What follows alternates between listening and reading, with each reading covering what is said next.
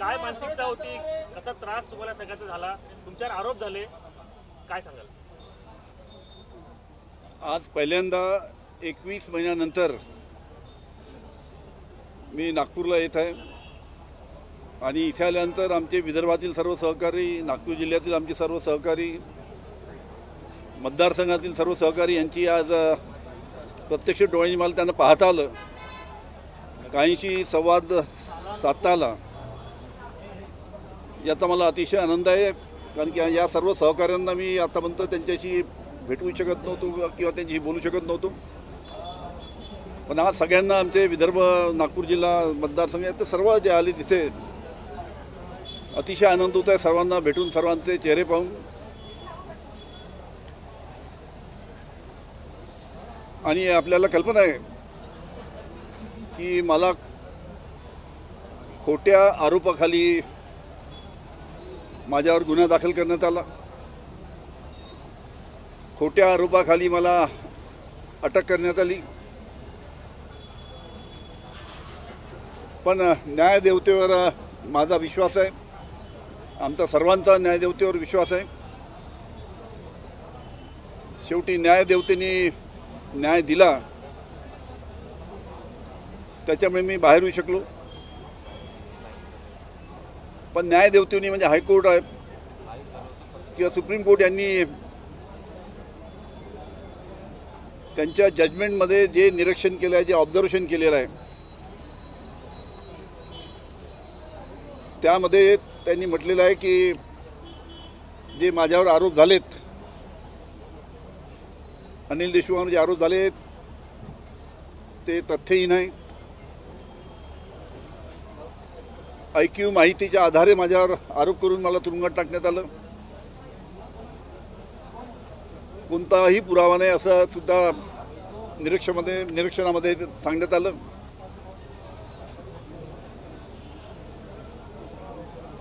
आणि 100 कोटीचा आरोप झाला माझ्यावर. पण जे आरोपपत्र दाखल करण्यात आलं कोर्टामध्ये, ते आरोपपत्र 100 कोटीवरनं 1,71,00,000वर आलं. आणि 1,71,00,000चे सुद्धा पुरावे देऊ शकले नाहीत कोर्टामध्ये.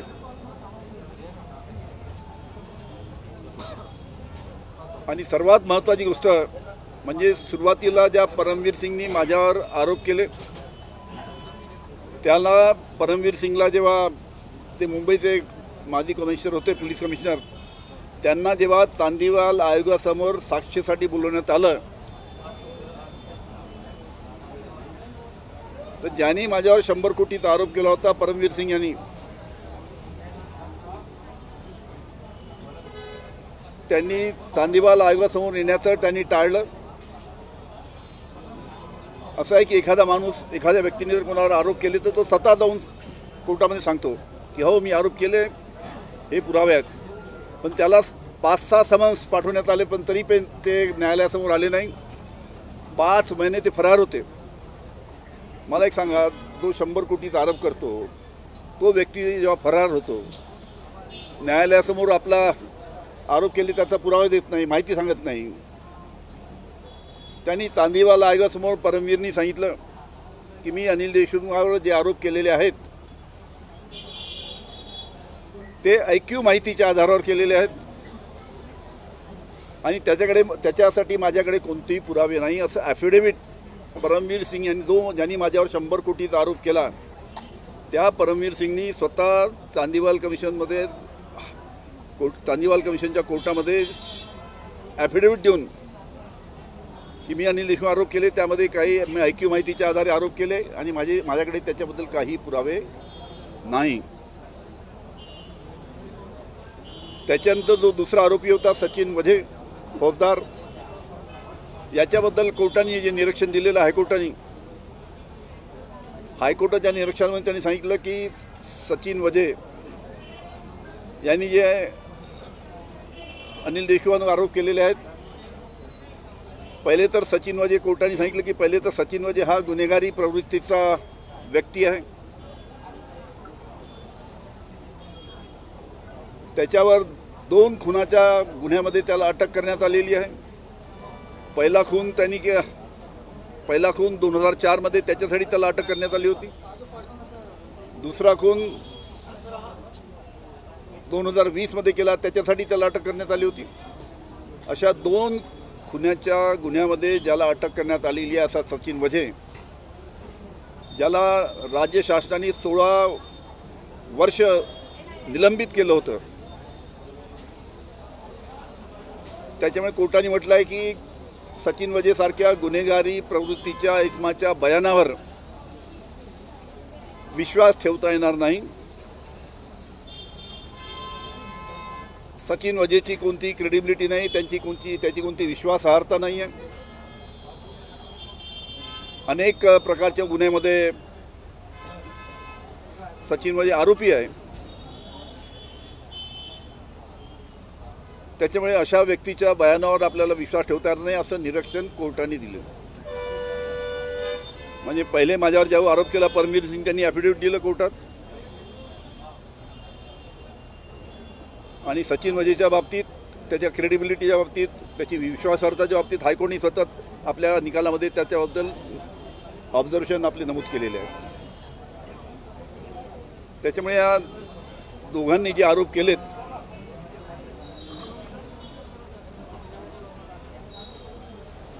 किंवा या दोघांना अजून कोणी आरोप करायला लावलेत याची मी पण माहिती घेतो. तुम्हाला सुद्धा माहिती असू शकते माझ्यापेक्षा जास्ती, तुम्ही सुद्धा असेल तर मला द्या.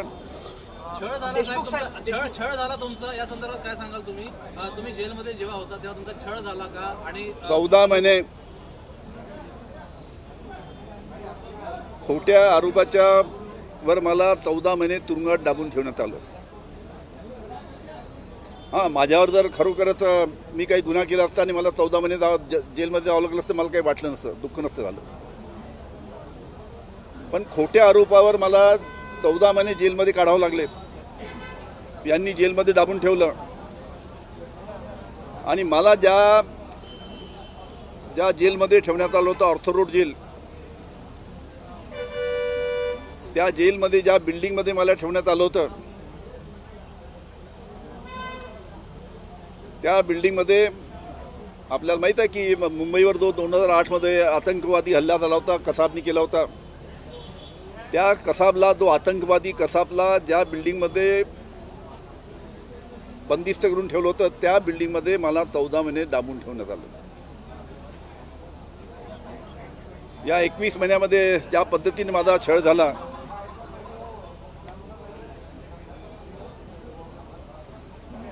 त्याचं मला अतिशय दुःख आहे.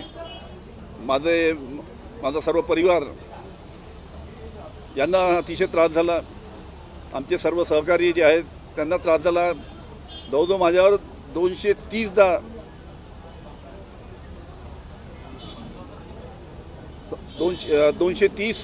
आमच्या सहकार्याचे बयान घेण्यात आले. जवळजवळ 130 धाडी टाकण्यात आल्या, पण त्या धाडीमध्ये काही सापडलं नाही. अनेक प्रकारचा छळ करण्यात आला, पण शेवटी न्यायदेवतेने न्याय दिला. त्याबद्दल मी न्यायदेवतेचं मनापासून आभार मानतो. आणि या सहकार्यांनी ज्या पद्धतीने मला हिंमत दिली, माझ्या परिवारातील सर्वांनी ज्या पद्धतीने मला हिंमत दिली, त्याच्याचमुळे मी या कठीण प्रसंगी किंवा या कठीण प्रसंगाचा सामना करू शकलो. देशमुख साहेब, कुठेतरी सरकार अस्थिर करायचा त्यावेळेचे तुमचे जे विरोधक होते त्यांचा डाव होता का? आणि अधिकाऱ्यांच्या माध्यमातून तुम्हाला त्याच्यामध्ये टार्गेट केलं गेलं का? काय वाटतं? आता याच्यामध्ये कोणाचा अदृश्य हात आहे, म्हणजे परमवीर सिंग आणि वझेच्या मागे कोणाचा अदृश्य हात आहे, ते आता त्याची माहिती घेईल आणि तुम्हाला माहिती मिळाली तर मग तुम्ही मलाही सांगा. तुमचा कोणावर संशय आहे का? कोण वाटतं तुम्हाला कोणाचा अदृश्य हात असावा? मी आतमधून आता बाहेर आलो आहे. आता हळूहळू मला माहिती मिळेल, पण मला वाटतं माझ्यापेक्षा तुम्हाला जास्ती त्याची माहिती असावी.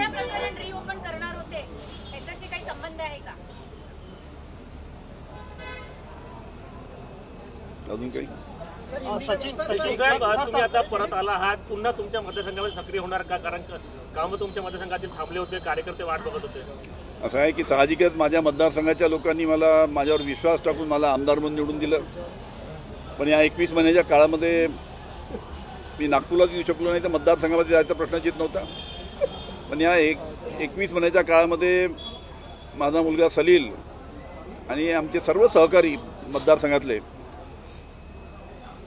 हे सातत्याने आमच्या संपूर्ण मतदारसंघाच्या लोकांशी त्यांचा संपर्क होता. ज्या अनेक गावच्या ज्या अडीअडचणी आहेत त्या शासनाच्या स्तरावर कशा पद्धतीने सोडवायचा, त्याच्यासाठी कसा निधी मंजूर करून घ्यायचा, याच्यासाठी सलीलनी आणि आमच्या सहकार्याने अतिशय चांगल्या पद्धतीने प्रयत्न केले. एका गावात सलील या 21 महिन्याच्या काळामध्ये जाऊन आला की जेणेकरून माझी तिथे कमतरता भासू नये या पद्धतीने त्यांनी सलीलनी आणि माझ्या सर्व सहकार्यांनी काम केलं. आता पुढील काळामध्ये मतदारसंघात या नागपूर जिल्ह्यात या विदर्भात जे आमचे राष्ट्रवादी काँग्रेसचे जे सर्व सहकारी आहेत त्यांच्या खांद्याला खांदा लावून अजून जोमाने आणि अजून गतीने त्यानिमित्तानं राष्ट्रवादी काँग्रेसची ताकद कशा प्रकारे वाढवता येईल यासाठी माझा प्रयत्न राहील. तुमचा छळ झाला, तुम्हाला जाणीवपूर्वक या सगळ्या प्रकरणात गोवण्यात आलं. जे या प्रकरणात तुम्ही सांगितलं की कोणीतरी दृश्यात होते त्या विरोधामध्ये तुमचा लढा कायम असेल का? आणि मी तुम्हाला विनंती करतोय, अदृश्य आता जेव्हा तुम्ही मला माहिती द्या, तुम्हाला जास्ती माहिती असायला पाहिजे. तुम्ही लढा देणारच का या सगळ्या विरोधामध्ये? या संपूर्ण घटनेमध्ये तुमच्या राजकीय कारकिर्दीला किती धक्का बसला, एकंदरीत राजकीय कारकिर्दीवर कसा परिणाम? एक चांगलं आहे की माझ्यावर आरोप केल्यानंतर सुरुवातीला कन्फ्युजन होतं, कोणाला माहीत नव्हतं काय झालं काय नाही. पण मी मला सांगितलं की न्यायदेवतेने तुम्हाला न्याय दिला आणि जे निरीक्षण त्यांनी हायकोर्ट आणि सुप्रीम कोर्टाने जे त्यांच्या जजमेंटमध्ये दिलेत त्याच्यामुळे काय वस्तुस्थिती आहे. परमवीरच्या आरोपामध्ये काय तथ्य आहे, कारण की परमवीरने ज्यांनी आरोप केला तो स्वतः ॲफिडेविट करून देतो. सचिन वजेबद्दल हायकोर्ट म्हणतो याच्या बयानावर विश्वास ठेवता येणार नाही कारण की गुन्हेगारी प्रवृत्तीचा आहे. आता या दोघांनी जे आरोप केले त्या दोघांच्या बाबतीत या सर्व गोष्टी वस्तुस्थिती संपूर्ण ऑब्झर्वेशनमध्ये निकालामध्ये आलेल्या आहेत. त्याच्यामुळे लोकांना माहीत पडलं की ह्या घोटाळा प्रकरणामध्ये अनिल देशमुखांना 14 महिने दाबून ठेवण्यात आलं हे आता जनतेला सुद्धा कळलेलं आहे.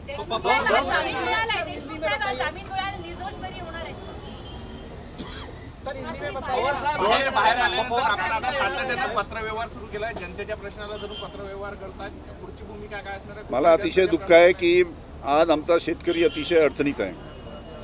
विदर्भामध्ये मोठ्या प्रमाणात कापूस होतो, मराठवाड्यामध्ये मोठ्या प्रमाणात कापूस होतो, पण आज कापसाचे भाव किती कमी झालेले आहे आपण पहा.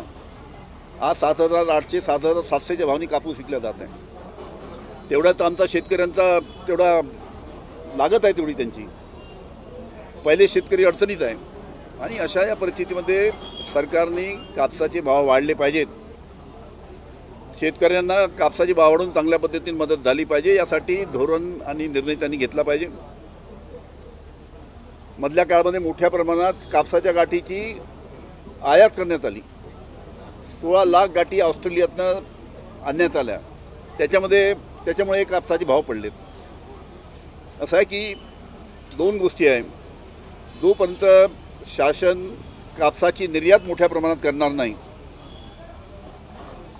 तोपर्यंत कापसाचे भाव वाढू शकणार नाही. म्हणून निर्यात कापसाची करण्यासाठी राज्य शासन आणि केंद्र शासनाने प्रोत्साहन दिलं पाहिजे, तेव्हा निर्यात मोठ्या प्रमाणात होईल आणि कापसाचे भाव वाढेल. आणि दुसरी गोष्ट, जेव्हा कापूसाची आयात होते, पहिली गोष्ट कापसाची आयात होऊ नये अशा पद्धतीचं शासनाचं धोरण पाहिजे. आणि त्याच्यासाठी आयात जर करायची असली तर आयात शुल्कामध्ये अशी वाढ करायची की कोणतीही आयात कापसाची होणार नाही.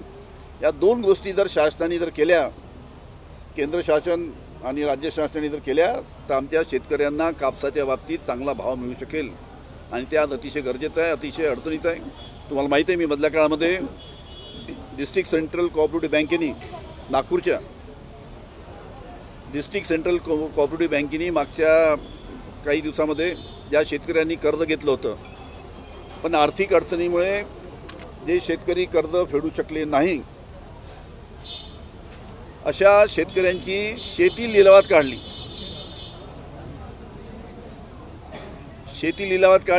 लिलावाचे चौकात बॅनर लावलेत की फलाना शेतकरी याची 4 एकर जमीन या तारखेला याचा लिलाव होणार, फलाना शेतकरी याची 6 एकर जमीन याचा 8 तारखेला लिलाव होणार.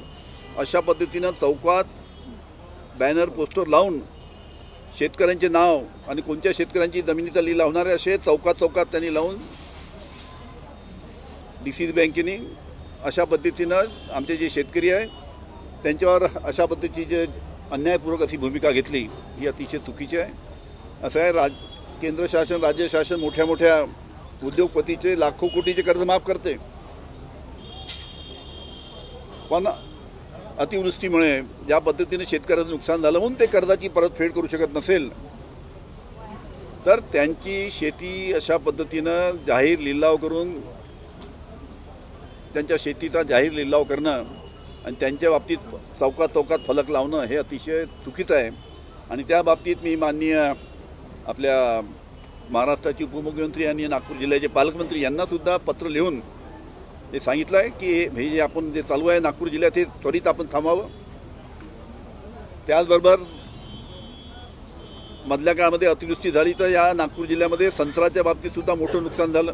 संत्रा आहे, मोसंबी आहे, सर्वे झाला पण आतापर्यंत संत्रा उत्पादक शेतकऱ्यांना त्याचे पैसे मिळाले नाही. त्याच्यामुळे राज्य शासनाला मी तेहीसुद्धा कळवलं आहे. एकनाथजी शिंदे, देवेंद्रजी फडणवीस यांना पत्र लिहिलं आहे. त्यांना लवकरात लवकर या 2-3 प्रश्नासाठी मी भेटणार आहे की या बाबतीत लवकरात लवकर राज्य शासनाने निर्णय घेतला पाहिजे. आणि जे आमचे संत्रा उत्पादक शेतकरी आहे, जे मोसंबी उत्पादक शेतकरी आहे त्यांना मदतीचा हात राज्य शासनाने देण्याची अतिशय गरज आहे आणि तो त्यांनी द्यावा अशा प्रकारची सुद्धा विनंती मी देवेंद्रजी फडणवीस आणि एकनाथजी शिंदे यांना करणार आहे. शरद पवार आल्यानंतर काय वाटतं? शरद पवार साहेब नागपुरात येणार आहे, वर्ध्याचा दौरा करणार आहे. मध्यंतरच्या काळात तुम्ही होते, अनेकदा त्यांनी दाखवले की तुम्ही माझ्यासोबत. कसं आहे की याला जोडून प्रश्न आहे की सगळे राष्ट्रवादीचे नेते जे आहेत तुम्ही आतमध्ये असताना तुमच्या पाठीशी दिसले, इथं नागपुरात सुद्धा आले, तुमच्या मतदारसंघात सुद्धा गेले, सगळे नेते तुम्हाला तुमच्या पाठीशी होते? मी सांगतो की माझ्या पहिल्या दिवसापासनं माननीय शरद पवार साहेब हे पहिल्या दिवसापासनं माझ्या पाठीशी होते. अतिशय त्यांनी आमच्या संपूर्ण परिवाराला धीर देण्याचं काम केलं. जे जी काही मदत लागते ती मदत करण्याचं काम केलं. त्याच्यामुळेच आमच्या जो परिवार आहे त्यांना या संपूर्ण घटनेला मोठ्या धीरानं त्यांना तोंड देता आलं. त्यानंतर प्रफुल्लभाई पटेल असतील, अजितदादा असतील, जयंत पाटील असतील, सुप्रियाताई असतील, या सर्वांनी पहिल्या दिवसापासून तर शेवटल्या दिवसापर्यंत जोपर्यंत मी बाहेर येत नाही तोपर्यंत सर्वांनी आणि बाकी आमच्या सर्व सहकार्यांनी अतिशय मदत केली. आणि शेवटपर्यंत ते सर्व आमचे राष्ट्रवादी काँग्रेसचे नेते आणि राष्ट्रवादी काँग्रेसचं जे आमचे कुटुंब आहे ते सर्व नेते आणि सर्व कुटुंब माझ्या पाठीचे होते. 2 प्रकरणामध्ये सचिन वाजे हे निलंबित होते आणि तुमच्यावर आरोप झाले काही विरोधकांकडून की सचिन वाजेला तुमच्यावर झालेल्या आरोपाकरिता त्यांना कर्तव्यावर रुजू केला. पवारसाहेब उद्या या ठिकाणी पवारसाहेब उद्या येणार आहे. पवारसाहेब यापूर्वी जेव्हा आले होते नागपुरात ते असं म्हणाले होते अनिल देशमुख जेवढा वेळ जेलमध्ये राहिले त्या प्रत्येक मिनिटाचा हिशोब घेतला जाईल. आणि त्यासंग तुम्हाला काय वाटतं, तुमच्या मनात काय भावना आहे? त्या अदृश्य शक्ती असतील ज्यांनी तुमचे इतके महिने जेलमध्ये काढले, प्रत्येक मिनिटाचा हिशोब पवारसाहेब घेणार आहे असं ते म्हणाले आहे. तुमची भावना काय? असं आहे, ज्यावेळेस अनेकदा पवारसाहेब नागपूर शहरात आले किंवा विदर्भात आले त्यावेळेस प्रत्येक सभेमध्ये त्यांनी माझ्याबद्दल उल्लेख केला आणि त्यांनी अनेकदा सांगितलं की मी ज्यावेळेस विदर्भात आलो, नागपूर जिल्ह्यात आलो त्यावेळेस अनिल देशमुख माझ्याबरोबर दरवेळेस दौऱ्यावर राहायचे. पण या 21 महिन्याच्या काळामध्ये ते माझ्याबरोबर राहू शकले नाही. मला अतिशय आनंद आहे की आज मी आलो आणि उद्याच येणार आहे. त्याच्यामुळे त्यांचं स्वागत करायला मी तिथे जाणार आहे. आणि मी परत सांगतो की पवार साहेबांनी ज्या पद्धतीनं संपूर्ण या प्रकरणामध्ये जो आम्हाला धीर दिला आणि जी मदत केली ती अतिशय मोठा धीर आणि मोठी मदत है. सर, हिंदी में जानना चाहेंगे, आप यहाँ पे आए हैं आज और जिस तरह से आप जेल में जिस तरह से आपके साथ बर्ताव हुआ उसके बारे में बताइए. कहाँ पे आपको रखा गया था और किस बिल्डिंग में आपने ये बताया, भावनाएं व्यक्त कीजिए आप. ऐसा है, मैं 21 महीने के बाद नागपुर में पहली बार आया हूँ और नागपुर में आने के बाद हमारे विदर्भ के जो हमारे पूरे जो सहकारी है, हमारे नागपुर जिले के हमारे सहकारी है, हमारे मतदार संघ के जो सहकारी, उनको रूबरू देख के और उनसे कुछ लोगों से बातचीत करते हुए मुझे बड़ा आनंद हुआ, क्योंकि 21 महीने तक अभी तक उनका मैंने चेहरा देखा नहीं था। उनसे कभी मेरी बातचीत नहीं हो पा रही थी। आज उनके चेहरे देख के सब, और आप लोगों के भी चेहरे देख के मुझे बड़ी खुशी है कि आप भी हमारे पुराने साथी हैं। सब लोग, सबको रूबरू आज के दिन यहाँ पे मिलने का मौका मुझे आया। और 14 महीने मुझे जेल में रखा गया।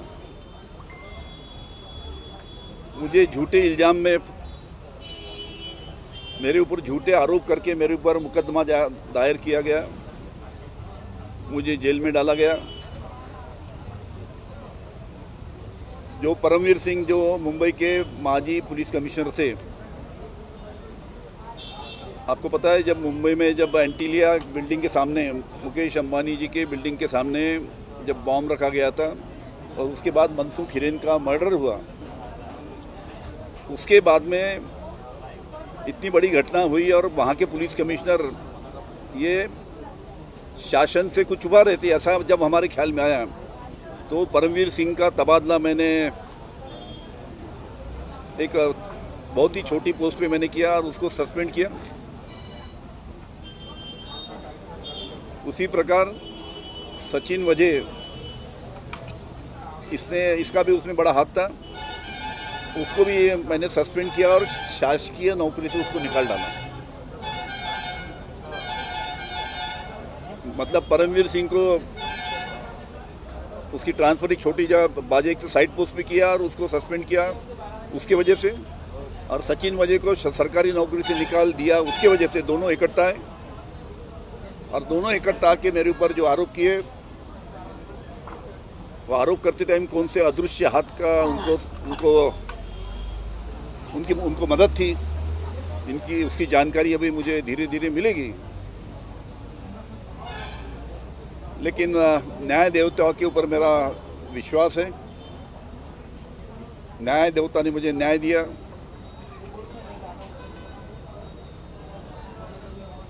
और जो ऑब्जर्वेशन हाईकोर्ट ने जो ऑब्जर्वेशन उन्होंने उनके जजमेंट में आए, उसमें लिखा है, हाईकोर्ट के जजमेंट में जो ऑब्जर्वेशन किए कि अनिल देशमुख के ऊपर जो आरोप हुए वो तथ्यहीन है।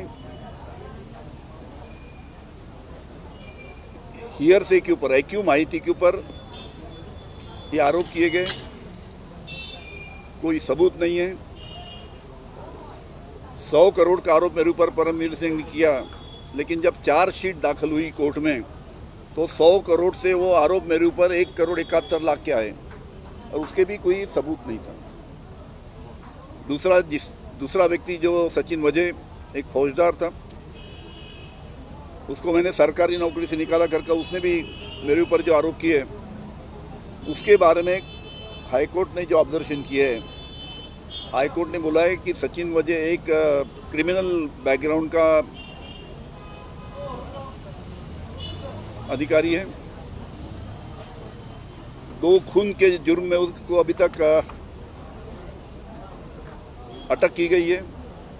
पहली अटक 2004 में उसने जो खून का उसके ऊपर इल्ज़ाम है उसके लिए उसको अटक की गई थी, उसके लिए 16 साल उसको सस्पेंड किया गया था, निलंबित किया गया था।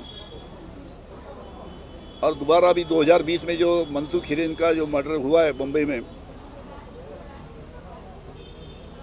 वो मनसूख हिरेन के मर्डर में भी उसको अरेस्ट किया गया। ऐसे क्रिमिनल बैकग्राउंड के गुनहगारी प्रवृत्ति के सचिन वजह के बयान पर, जिसके ऊपर 2 खून के मुकदमे चालू है, जिसके ऊपर काफ़ी बड़ी तादाद में क्रिमिनल केसेस है, एक्सटॉर्शन की उसके ऊपर आरोप है, एक्सटॉर्शन के गुने उसके ऊपर दाखिल है। ऐसे क्रिमिनल बैकग्राउंड सचिन वजह जैसे आदमी के बयान पर विश्वास रखना ये गलत होगा। उसकी कोई भी क्रेडिबिलिटी नहीं है, मैं नहीं बोल रहा हूँ, उसकी सचिन वजह की कोई भी क्रेडिबिलिटी नहीं है, कोई भी विश्वासार्हता नहीं है करके उसने जो बयान किया है मेरे बारे में, उसमें उसके ऊपर विश्वास रखना गलत है। ऐसा ऑब्जर्वेशन कोर्ट के जजमेंट में है।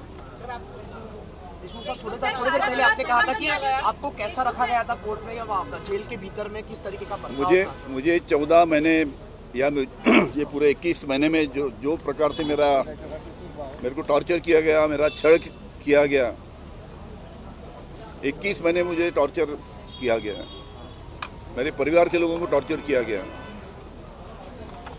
14 महीने जो जेल में मुझे रखा गया था, जहाँ पे मुझे रखा गया था, जो बिल्डिंग में मुझे रखा गया था,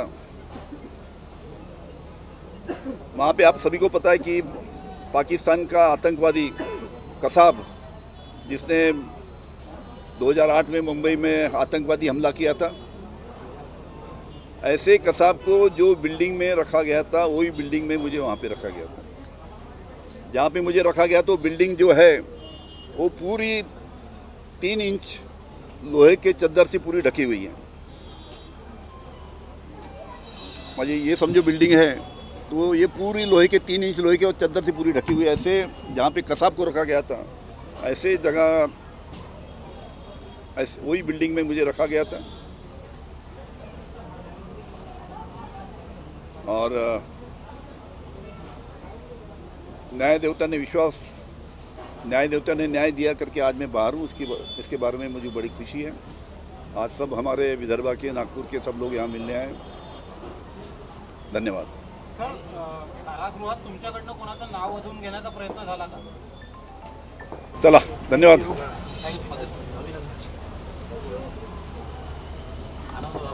कार्यकर्त्यांमध्ये बूस्टर डोज होता, बंद झालं ना सगळं?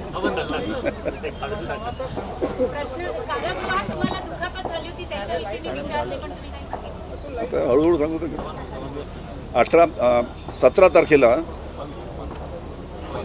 मी माझ्या मतदारसंघात पहिल्यांदा जाणार आहे 21-22 महिन्यानंतर। तेव्हा 17 तारखेला संध्याकाळी 5 वाजता काटोलला मी जाहीर सभा घेणार आहे।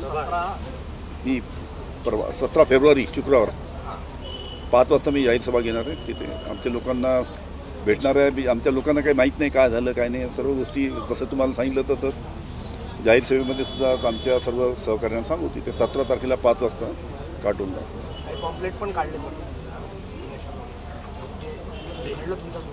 हां पॉम्पलेट पण काढले ते शहराचे सगळं माहिती असलेलं काय काय झालं ते. जे आपल्यावर अन्याय अत्याचार झाले कशा पद्धतीने ते तुम्ही काढले त्याचे पत्रक ते म्हणजे कोर्टाची ऑब्झर्वेशन। हां ते बरं चांगलं आहे ना, चांगलं केलं तुम्ही, माहीत झालं पाहिजे सगळ्यांना काय म्हणजे। मला मी पाहिलं त्याच्यामध्ये तुम्ही कोर्टामधलं पेज नंबर सहित दिलं आहे, या पेजवर हे दिलं आहे, या पेजवर हे दिलं आहे। लिहिलेलं आहे। असं विदेशात वगैरे जाण्याची किती मुभा आहे की नाही की आता नागपूरला तर बाबा पहिल्यांदा कुठं विदेशात नागपूर आणि दिल्ली आता नागपूरला आणि महाराष्ट्रामध्ये किंवा जायला परवानगी मिळते। हळूहळू कोर्टाला विनंती करून ते रिलॅक्स करू। अटी शर्ती लावल्यात त्या मला ते सुरुवातीला लावतो म्हणून 1 महिना मी ज्या अटी शर्ती दिल्या होत्या पत्रक छापले आम्ही असं का? म्हणजे ते सगळे हायकोर्टाचे जजमेंट, पण एका हायकोर्टाने जजमेंट दिल्यानंतर सुप्रीम कोर्टाने शिक्कामोर्तब त्याच्यामध्ये केलं आहे। म्हणजे ईडीच्या केसमध्ये सुद्धा हायकोर्टाने जजमेंट दिल्यानंतर सुप्रीम कोर्टाने शिक्कामोर्तब केला। CBIने सुद्धा जे जजमेंट दिलं त्याचा सुद्धा सुप्रीम कोर्टाने शिक्कामोर्तब केला की जे हायकोर्टाने जजमेंट दिलं आहे ते आम्हाला मान्य आहे, त्याच्यावर मी शिक्कामोर्तब करतो। नवीन सरकारबद्दल काय मत आहे? म्हणजे सरकार आला राज्यामध्ये, पण मला तुम्ही माहिती, मी तुम्हाला 3-3दा प्रश्न विचारतो, अदृश्य आचारची माहिती तुम्ही मला दिली पाहिजे जरा। आता तुम्ही जेव्हा याल तेव्हा आम्ही येतो आमच्याकडे। चला, धन्यवाद।